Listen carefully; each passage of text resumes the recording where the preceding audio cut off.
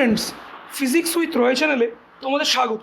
আজকে আমরা অ্যাক্সিলারেশন বা ত্বরণ, রিটার্ডেশন বা মন্দন, এই দুটো জিনিস দেখে নেব। প্রথমে দেখব অ্যাক্সিলারেশন বা ত্বরণ বলতে কী বোঝায়। আমরা আগের দিন পড়েছিলাম যে সময়ের সাথে সাথে বেগের পরিবর্তনের হারকে আমরা ত্বরণ বলি। অর্থাৎ আমরা আগের দিন পড়েছিলাম acceleration equal to change in velocity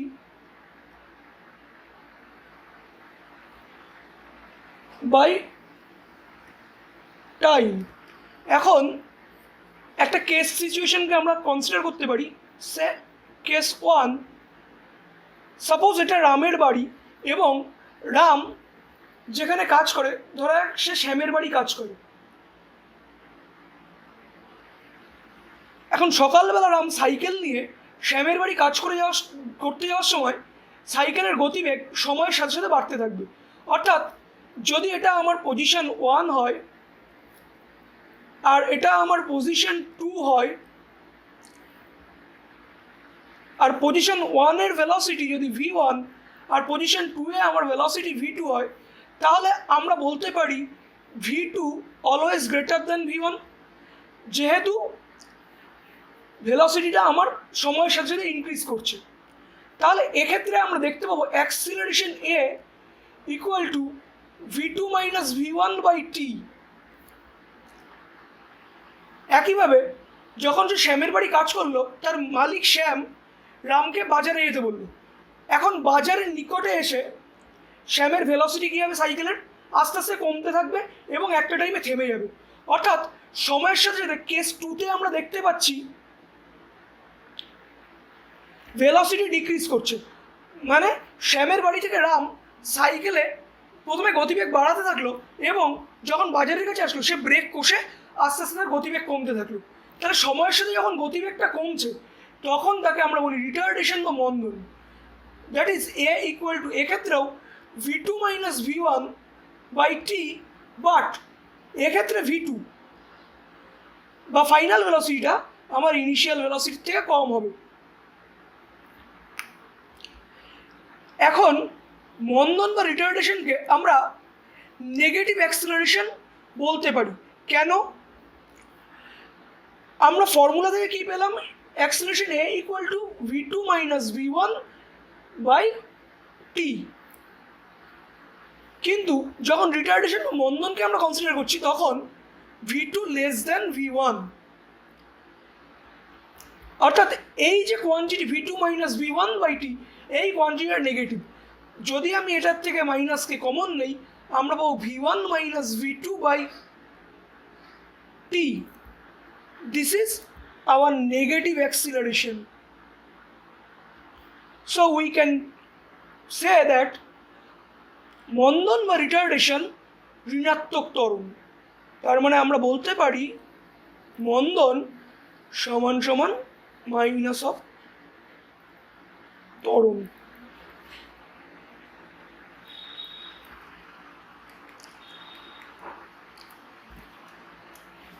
এইবার আমরা ক্যালকুলাসের কিছু ধারণা শিখে নেব।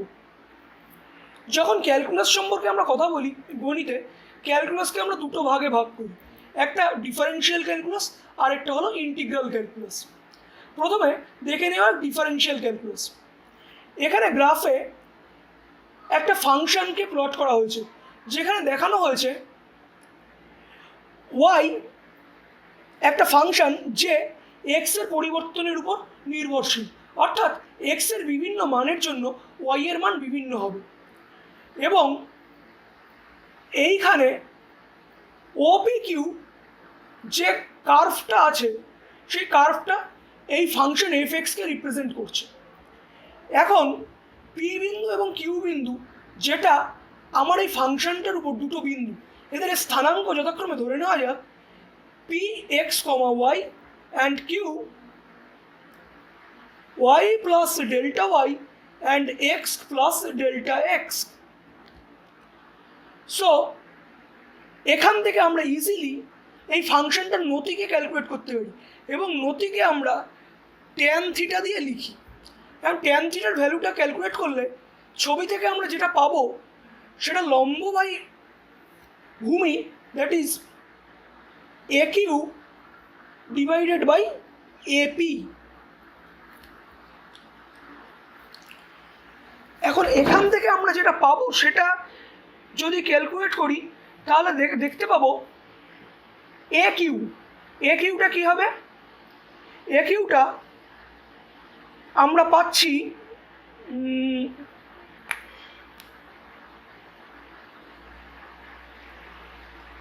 ডেল্টা ওয়াই, আর নিচেরটা আমাদের ডেল্টা এক্স, এটাকে আমরা বলতে পারি dy dx, that is tan theta. এখন যদি আমার ডেল্টা এক্স পরিবর্তনটা খুব ছোট হয় তাহলে আমরা যেটা পাই সেটা হচ্ছে delta x tends to zero. এখন ডেল্টা এক্স অর্থাৎ এক্সের ক্ষুদ্র পরিবর্তনের জন্য আমার এই y equal to f x ফাংশনের কীরকম পরিবর্তন হবে সেটা আমাদের ডিফারেন্সিয়াল ক্যালকুলাস বলে দেয়। অর্থাৎ যখন আমরা এই ডেল্টা এক্সের ক্ষুদ্র পরিবর্তনের কথা চিন্তা করব তখন পি বিন্দুতে অঙ্কিত স্পর্শক আমার এই ফাংশনের নতিমাত্রা এমকে নির্দেশ করবে। তাহলে এখান থেকে আমার এম হবে M equal to nothing but সেই ট্যান থিটা যেটা আমরা আগে পেয়েছিলাম delta Y by delta X, কিন্তু এক্ষেত্রে আমার এখানে একটা লিমিট বসবে, limit delta x tends to zero, আর যেটা আমরা পেয়েছিলাম that is F X plus delta X minus F of X divided by F X. আর delta x tends to zero হওয়ার জন্য ওয়াই ফাংশনের যে পরিবর্তন এটাকেই আমরা ডেরিভেটিভের সংজ্ঞা বলে থাকি বা ডিফারেন্সিয়াল ক্যালকুলাসের সংজ্ঞা। অর্থাৎ এটা আমাদের প্রকাশ করলো এক্সের সাপেক্ষে ওয়াই এর অবকল, that is nothing but dy dx equal to limit delta x tends to zero F of X plus delta X minus F of X by F of X. এইবার আমাদের কিছু ফাংশনের ডেরিভেটিভকে মনে রাখতে হবে। যদি আমার ফাংশনটা y equal to x to the power n হয় তাহলে আমরা ডিওয়াই ডিএক্স করলে অর্থাৎ d dx of x to the power n যদি করি আমরা এটা পাবো n x to the power n minus এক।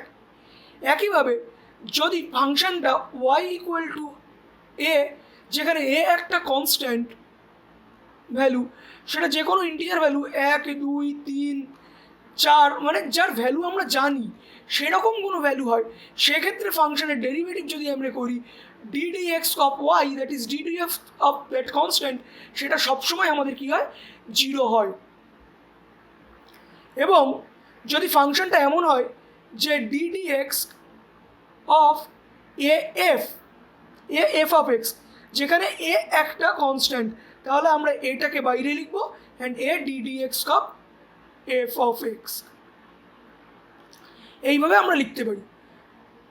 এবার আমরা সাম রুল দেখে নিই ডেরিভেটিভের সাম রুল বলতে দুটো ফাংশন আছে যাদের যোগ আকারে লেখা আছে। সাপোজ ওয়াই এরকম একটা ফাংশন যে F of X plus G of X, then আমরা কি লিখতে পারি ddx of Y that is ddx of F of X plus G of x. তাহলে আমরা যেটা পাবো ddx of x plus dg dx, that is f dashed plus g dashed. এবার আমরা প্রোডাক্ট রুল দেখে নিই। যদি দুটো ফাংশন এমন থাকে যে y equal to u and v and u and v both are function of x,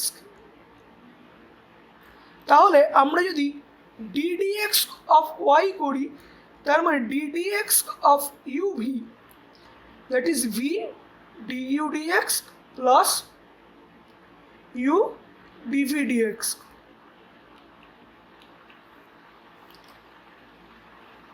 আর যদি ডিভাইড রুল আমরা ইউজ করি তাহলে আমরা যেটা পাবো সে ddx of u by v, দেন আমরা যেটা পাই সেটা হচ্ছে v square v du dx minus u dv dx. এটা আমরা প্রোডাক্ট রুল থেকে দেখাতে পারি। কীরকমভাবে দেখাতে পারি? সাপোজ আমরা 1/v ফাংশনটাকে সে অ্যানাদার ফাংশন এফ ধরে নিলাম, তাহলে আমরা যেটা পাবো ডিডিএক্স অফ এফ ইউ। তাহলে আমরা সিম্পল প্রোডাক্ট রুল ইউজ করলে আমরা এই যে সূত্রটা আমরা লিখেছি এই সূত্রটা আমরা পেয়ে যাব। এবার আমরা কিছু ফাংশনের ডেরিভেটিভকে দেখে নিই। যদি আমরা সাইন এক্স ফাংশনের ডেরিভেটিভ করি আমরা কজ এক্স পাবো, কজ এক্সের ডেরিভেটিভ করলে মাইনাস সাইন এক্স, ট্যান এক্সের ডেরিভেটিভ করলে সেক স্কোয়ার এক্স, কট এক্সের ডেরিভেটিভ করলে minus cosec square x, sec এক্সের ডেরিভেটিভ করলে sec x tan x, cosec এক্সের ডেরিভেটিভ করলে minus cosec x cot x, sine hyperbolic এক্সের করলে কস এইচ এক্স, কস হাইপারবোলিকের করলে সাইন হাইপারবোলিক এক্স, ট্যান হাইপারবোলিকের করলে sec square hyperbolic x, cot hyperbolic করলে minus cosec square hyperbolic x, sec হাইপারবোলিকের করলে minus sec hyperbolic x tan hyperbolic x, cosec hyperbolic এক্সের করলে minus cosec hyperbolic x cot hyperbolic x. এবার আমরা inverse ফাংশনের ডেরিভেটিভের ফর্মুলাগুলো দেখে নিই।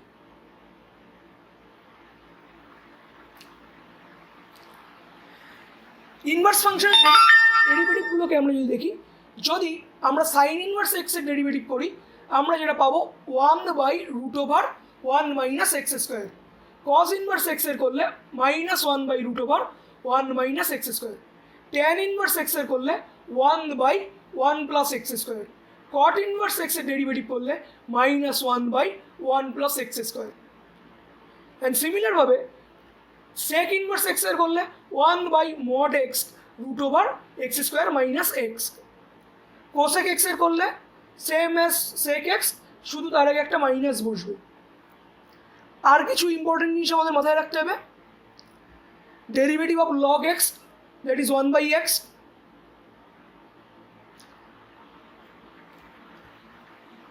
আর আমরা আরেকটা জিনিসকে লিখতে পারি ডিইউ ডিভি, এটাকে আমরা এরকম লিখতে পারি du dx by dv dx, যদি ইউ আর V both function of X হয়ে থাকে। এবার আমরা সমাকলন বা ইন্টিগ্রাল ক্যালকুলাসের কনসেপ্টটা শিখব। এটাকে আমরা একটা এক্সাম্পলের মাধ্যমে বিচার করতে পারি। মনে করা যাক এক্স অক্ষ বরাবর একটা কণা এ থেকে বি পজিশনে যাচ্ছে এবং কণাটার উপর প্রযুক্ত বল যদি এফ হয় এবং এফের মানটা যদি ফিক্সড বা স্থির থাকে, তাহলে আমরা এই এ বি F2 F1 এই ক্ষেত্রের ক্ষেত্রফলটা ওয়ার্ক ডান বা কৃতকার্যকে নির্দেশ করে। এটাকে যেমনি আমরা work done equal to force into displacement, তাহলে আমাদের যেহেতু ফোর্সটা ফিক্সড দ্যাট ইজ এফ, আর ডিসপ্লেসমেন্টটা আমার B minus A that is final position minus initial position. কিন্তু যদি ফোর্সের ভ্যালুটা পরিবর্তনশীল বা স্থির না হয় সেক্ষেত্রে আমরা কি করব? সেক্ষেত্রে ওয়ার্ক ডানটা আমার এই এ বি F2 F1 এই যে এরিয়া, এই এরিয়াটা আমাদের ওয়ার্ক ডানকে রিপ্রেজেন্ট করে। এটাকে বের করতে গেলে কি করতে হবে? এই ক্ষেত্রের মধ্যে আমরা একটা ক্ষুদ্র ক্ষুদ্র সেগমেন্ট ডেল্টা এক্স এঁকে নেব এবং এ বিকে আমরা এই ডেল্টা এক্সের সমসংখ্যক অংশে ভেঙে নেব। যদি মনে করি এন সংখ্যক ডেল্টা এক্স আমি ভেঙেছি, তাহলে এই ডেল্টা এক্সের ভ্যালু কত হবে? ডেল্টা এক্সের ভ্যালু হবে আমার B minus A by that number that is N. এখন এই ডেল্টা এক্স যে সেগমেন্ট, এই সেগমেন্টের যে এরিয়া, এই সেগমেন্টের এরিয়াটা কত? এই এরিয়াটাকে আমরা বলতে পারি ডেল্টা A1, যেটা আমার হবে এফ অফ এক্স, ওই পজিশনে force and displacement that is আমার ডেল্টা এক্স। এখন এই ডেল্টা A1কে এন সংখ্যক সেগমেন্ট, অর্থাৎ যদি এই আমার এন টেন্স টু ইনফিনিটি সংখ্যক সেগমেন্টের কথা আমি বিচার করি, তাহলে আমরা এই F1 এবং F2 কার্ভ যে এরিয়াটাকে কভার করেছে সেই টোটাল এরিয়াটাকে আমরা পাই, সেটাকে আমি এ বলতে পারি, that is nothing but summation over delta A1, that is summation I equal to 1 to capital N, that is equal to infinity f of x delta x। এখন যেহেতু ফাংশনটা কন্টিনিউয়াস ফাংশন, তাই এটাকে আমরা সামেশন তুলে দিই integral a to b f of x dx বলতে পারি। অর্থাৎ ইন্টিগ্রেশন কী করে, একটা কার্ভ যে এরিয়াটাকে কভার করেছে সেটাকে ডিনোট করে। আমরা এখানে যেটা একটা ওয়ার্ক ডানের এক্সাম্পলের মাধ্যমে বুঝলাম। ফোর্সটা যদি সময়ের সাথে পরিবর্তনশীল হয়, ফোর্সটা যে এরিয়াটাকে কভার করছে, দ্যাট ইজ আমার এই A, B, F2, F1, এই এরিয়াটা আমার ফোর্সের উপর ইন্টিগ্রালকে ডিনোট করছে। এইবার আমরা কিছু ইন্টিগ্রাল ফাংশন এবং তার ফর্মুলাগুলোকে জেনে নেব। আমাদের যদি ইন্টিগ্রাল ফাংশন এক্স ডিএক্স থাকে তাহলে সেটা হয় x²/2। জেনারেল x⁴n dx থাকলে x⁴n+1/n+1। যেহেতু আমরা জানি x⁴ = 1, সো ইন্টিগ্রাল 1 dx-কে আমরা লিখতে পারি ইন্টিগ্রাল x⁴ dx, আর আমরা জানি x⁴0+1/0+1, that is x। So ফর্মুলাগুলো পরপর দেখলে আমরা যেটা পেলাম, x⁴1 integral 1 dx equal to X plus C, integral a dx equal to ax plus C, x⁴n dx that is x⁴n+1/n+1 plus C, integral sine X dx করলে minus cos X, integral cos X dx করলে sine X, integral sec² x করলে tan x, integral cosec² x করলে minus cot x, integral sec x tan x করলে sec x plus C, integral 1/x করলে ln x plus C, integral e⁻x করলে e⁻x plus C. Similar ওয়েতে integral 1/√1 - x² করলে sign inverse x, integral 1/1 + x² করলে tan inverse x. অর্থাৎ আমরা দেখতে পাচ্ছি যে রাইট হ্যান্ড সাইডে ডেরিভেটিভ করলে আমরা লেফট হ্যান্ড সাইডে ইন্টিগ্রালের মধ্যে যে ফাংশনটা আছে সেটাকে পাই। অর্থাৎ কোনো ফাংশনের যদি আমরা ডেরিভেটিভ করি তাহলে যে ফাংশনটা পাবো সেই ফাংশনটাকে ইন্টিগ্রাল করলে আমরা সেকেন্ড ফাংশনটা পাই। মনে করা যাক এ একটা ফাংশন আছে আর বি একটা ফাংশন আছে, তাহলে এ ফাংশনটাকে ইন্টিগ্রাল করলে যদি বি পাই, বিকে ডেরিভেটিভ করলে আমরা একে ফিরে পাবো। উদাহরণ দিয়ে বোঝা যাক, যদি আমরা এক্সকে ডেরিভেটিভ করি, এক্সকে ইন্টিগ্রাল করি, তাহলে আমরা পেয়েছিলাম x²/2, এবং x²/2কে যদি আমি এক্সের সাপেক্ষে ডেরিভেটিভ করি তাহলে আমার হাফ কনস্ট্যান্ট আগে চলে আসলো ইন্টু 2x⁴2 - 1, দ্যাট ইজ আমরা যেটা পেলাম 2 × 2 কেটে গেল আর আমার পড়ে থাকলো এক্স। এবার আমরা বিভিন্ন কাইনেটিক রিলেশনগুলোকে ক্যালকুলাসের রেসপেক্টে দেখতে চলেছি। তোমাদের মনে থাকলে ভেবে দেখো, আমরা আগের দিন দেখেছিলাম প্রথম kinetic relation v = u + at। এখন এখানে v ছিল কণা বা পার্টিকেলটার ফাইনাল ভেলোসিটি,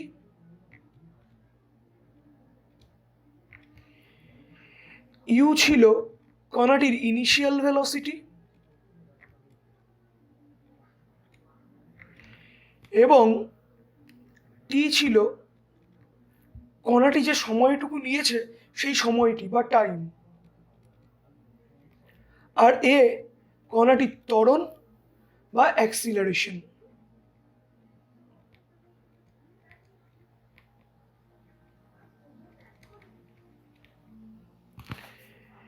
এখন যদি ক্ষুদ্র সময় অবকাশে অর্থাৎ delta tea time অবকাশে কণাটির ভেলোসিটির change delta V হয়, তাহলে তাৎক্ষণিক ত্বরণ বা ইনস্ট্যান্টেনিয়াস অ্যাক্সেলারেশনকে আমরা লিখতে পারি ডিভি ডিটি। আর এখান থেকেই আমরা পাই dv equal to A dt. এখন বোথ সাইডকে যদি আমরা ইন্টিগ্রাল করি,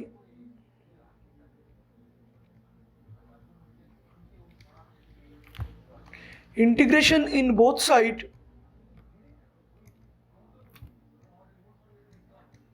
with respect to T, then আমরা যেটা পাবো integral dv equal to integral A dt,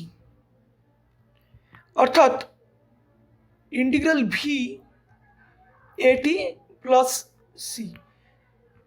এখন যাত্রা প্রারম্ভের আগে অর্থাৎ পার্টিকেলটা যখন যাত্রা শুরু করেছিল তখন আমার সময় টি ইকুয়াল টু 0 ছিল।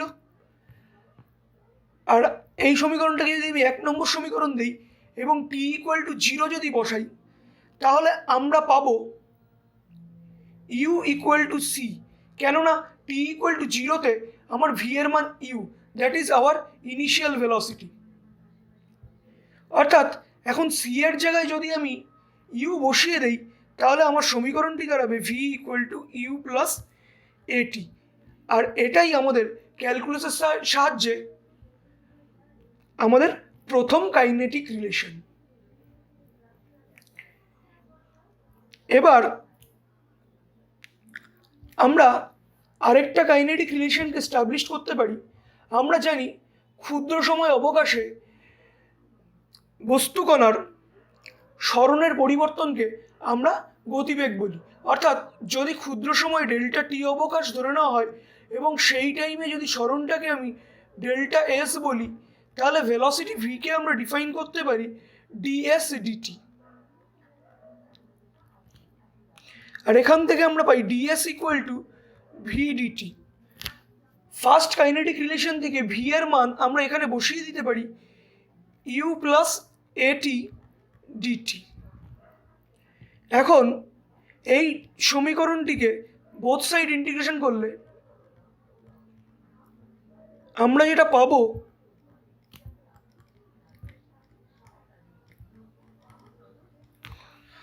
it is integral ds equal to u plus at dt integral। এখান থেকে s equal to integral u dt plus integral at dt। এবং আগের ইন্টিগ্রেশন ফর্মুলা থেকে আমরা পেয়েছিলাম ইউ কনস্ট্যান্ট বাইরে আসলো, ডিটির ইন্টিগ্রাল করলে টি, আর এদিকে এ কনস্ট্যান্ট বাইরে আসলো, আর টি এর ইন্টিগ্রাল করলে T square by 2 plus some integral constant c1। এখন কণাটি যাত্রা শুরুর পূর্বে যখন টি ইকুয়াল টু 0, তখন বস্তু কর্তৃক সরণ এস ইকুয়াল টু 0 হয়। অর্থাৎ যদি আমি এটাকে 1 নম্বর সমীকরণ দিই এবং 1 নম্বর সমীকরণে টি সমান সমান 0 বসাই, তাহলে কনস্ট্যান্ট c1 এর মানও আমরা পেয়ে যাই 0। অর্থাৎ সব মিলে আমি যেটা পেলাম s equal to u t plus half a t square.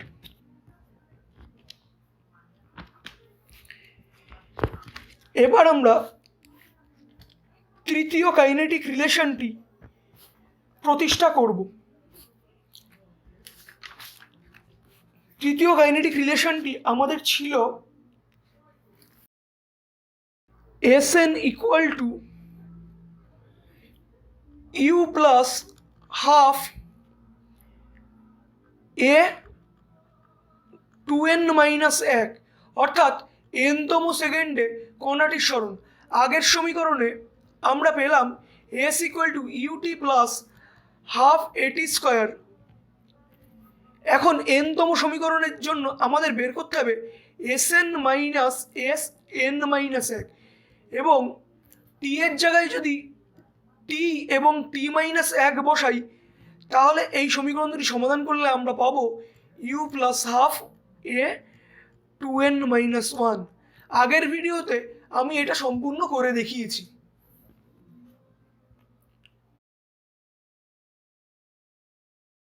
থেকে পেয়েছিলাম a ইকুয়াল টু ডিভিডিটি। এবার ডিভিডিটিকে আমরা চেন রুল ইউজ করে লিখতে পারি ডিভিডিএস ইন্টু ডিএসডিটি। যেহেতু a small change in displacement equal to velocity then V equal to ds dt, এটা আমরা জানি। এটা যদি আমি বসিয়ে দিই তাহলে ডিভিডিএস ইন্টু ভি।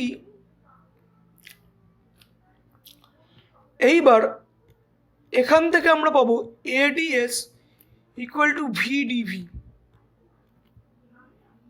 এবার যদি আমি বোথ সাইড ইন্টিগ্রেশন করি, ভিডিভি ইকুয়াল টু ইন্টিগ্রাল এডিএস অর্থাৎ এএস, আর এদিক থেকে আমি পাবো এএস প্লাস সি, আর এখান থেকে পাবো আমি v²/2 equal to AS plus C.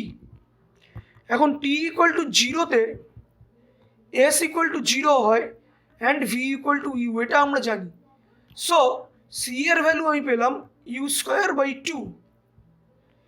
এখন যদি আমি সি এর ভ্যালুটি আগের সমীকরণটি বসিয়ে দেই তাহলে আমরা যেটা পাবো সেটা পাবো v²/2 equal to AS plus u²/2, আর এটা সমাধান করলে এটা আসবে v² equal to u² plus 2as। এটা আমাদের থার্ড কাইনেমেটিক রিলেশন,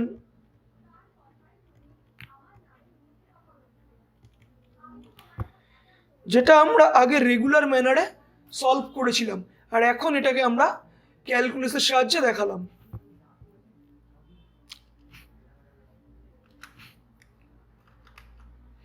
এবার আমাদের কিছু ভেলোসিটি ভার্সেস টাইম কার্ভ দেখে নিতে হবে। আমরা ওয়াই অ্যাক্সিস বরাবর ভেলোসিটিকে প্লট করলাম, আর এক্স অ্যাক্সিস বরাবর যদি টিকে প্লট করি তাহলে এই যে ফার্স্ট গ্রাফটা এটা দেখাচ্ছে যদি সময়ের সাথে সাথে আমার ভেলোসিটিটা একটা কন্টিনিউয়াস রেটে বাড়তে থাকছে, অর্থাৎ এখানে আমার অ্যাক্সিলারেশনটা ইউনিফর্ম।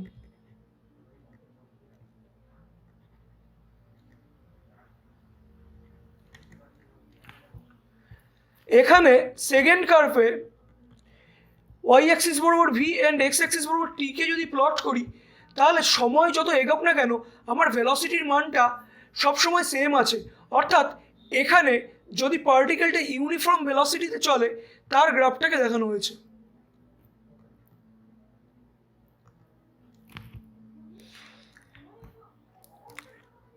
আর 3 নম্বর গ্রাফে একইভাবে ওয়াই অ্যাক্সিসে ভি অ্যান্ড এক্স অ্যাক্সিসে টি প্লট করলে আমরা দেখতে পাচ্ছি ভেলোসিটিটা ধীরে ধীরে ধীরে ধীরে বাড়তে শুরু করেছে, এবং এই যে ভেলোসিটি ভার্সেস টি এর নতিমাত্রাটাও ধীরে ধীরে বাড়ছে, অর্থাৎ ট্যানজেন্টের ভ্যালু প্রতি পয়েন্টে ইনক্রিজ করছে। অর্থাৎ আমরা tangent that is delta V by delta T যেহেতু ইনক্রিজ করছে, আমরা বলতে পারি এখানে অ্যাক্সিলারেশন ধীরে ধীরে ইনক্রিজ করছে, অর্থাৎ এখানে ইউনিফর্ম অ্যাক্সিলারেশন না, অ্যাক্সিলারেশনটা ইনক্রিজিং ইন নেচার। আর এই 4 নম্বর গ্রাফে যদি ভি ভার্সেস টি দেখাই তাহলে এখানে কি হচ্ছে, আমার ট্যানজেন্টের ভ্যালু অর্থাৎ ডেল্টা ভি বাই ডেল্টা টি এই ভ্যালুটা ডিক্রিজ করছে, ধীরে ধীরে কমছে। অর্থাৎ এখানে অ্যাক্সিলারেশন আছে কিন্তু অ্যাক্সিলারেশনটা প্রতি পয়েন্টে কমতে শুরু করেছে, অর্থাৎ এখানে অ্যাক্সিলারেশনটা ডিক্রিজিং ইন নেচার। এখানে আমার ভেলোসিটি ভার্সেস টাইম কার্ভ দেখানো হয়েছে একইভাবে রিটার্ডেশনের ক্ষেত্রে। যদি ইউনিফর্ম রিটার্ডেশন হয় তাহলে আমরা এই 1 নম্বর গ্রাফের মতো গ্রাফটা পাবো, আর যদি নন ইউনিফর্ম হয় অর্থাৎ যে মন্দন সেটা কমে যাওয়ার হার বিভিন্ন পয়েন্টে বিভিন্ন রকম হয় তাহলে আমরা এই 2 এবং 3 নম্বর নেচারের গ্রাফটা পেয়ে থাকি। ওকে, আজকে এই পর্যন্ত, থ্যাংক ইউ। পরের দিন আমরা মোশন ইন 1D কিছু প্রবলেম দেখব।